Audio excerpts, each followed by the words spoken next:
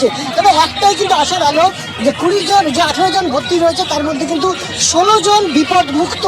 প্রাথমিকভাবে আমরা এমনটাই জানতে পারছি, দুজনের অবস্থা আশঙ্কাজনক, দুজনকে কিন্তু ক্রিটিক্যাল কেয়ার ইউনিট অর্থাৎ সিসিইউতে ভর্তি রাখা হয়েছে। একজনের কিন্তু মাথা এবং বুকে চোট রয়েছে, একজনের কিন্তু পাঁজরের একাধিক হাড় ভেঙে গিয়েছে। এইরকম পরিস্থিতিতে দাঁড়িয়ে কিন্তু দুজনকে এই মুহূর্তে তাদের স্টেবিলিটি, সেই স্টেবিলিটি ফিরিয়ে আনার জন্য চেষ্টা করছে। আমি দেখতেই পাচ্ছি যে আচার বিচার খাচ্ছে কিন্তু এখানে তারাতলায় মৃতের এক পরিবারের সদস্য এবং স্বাভাবিকভাবে আত্মীয় পরিজনকে হারিয়ে তারাও কিন্তু কান্নায় ভেঙে পড়েছে। এইরকমই একটা করুণ দৃশ্য আমরা দেখতে পাচ্ছি এই মুহূর্তে একেবারে এসএসকেএমের যে ট্রমা কেয়ার বিল্ডিং, সেই ট্রমা কেয়ার বিল্ডিং এর সামনে। স্বাভাবিকভাবেই এখনো অনেক শ্রমিক তারা কিন্তু আটকে রয়েছেন।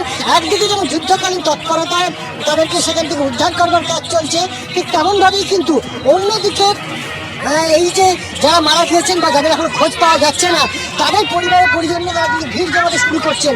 আমরা এরকম অনেককে দেখছি যে কেউ বাসন্তী থেকে, কেউ জগদ্দল থেকে, তারা কিন্তু পরিবারের সাথে যোগাযোগ করতে পেরেছিলেন কিন্তু খোঁজ পাচ্ছেন না এখন তারা কোথায় রয়েছে।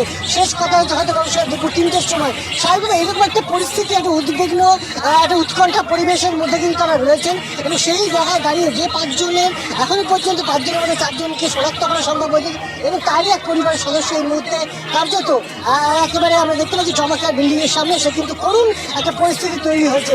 স্বাভাবিকভাবে এখন কিন্তু চিকিৎসকের প্রাইমারি যেটা লক্ষ্য যে যারা বিপদমুক্ত রয়েছে তাদের চিকিৎসা চলছে, কিন্তু যে দুজন সবচেয়ে ক্রিটিক্যালি সিচুয়েশনে রয়েছে, ক্রিটিক্যাল কেয়ার ইউনিটে রয়েছে, তাদেরকে বিপদ সংকুল যে পরিস্থিতি তা থেকে বের করে আনতে এই মুহূর্তে চ্যালেঞ্জ।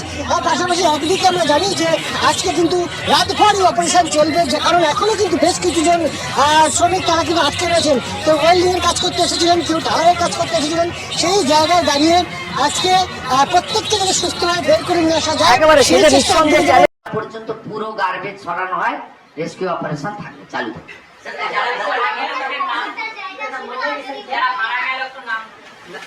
আইডেন্টিফাই হয়নি, সব হয়নি।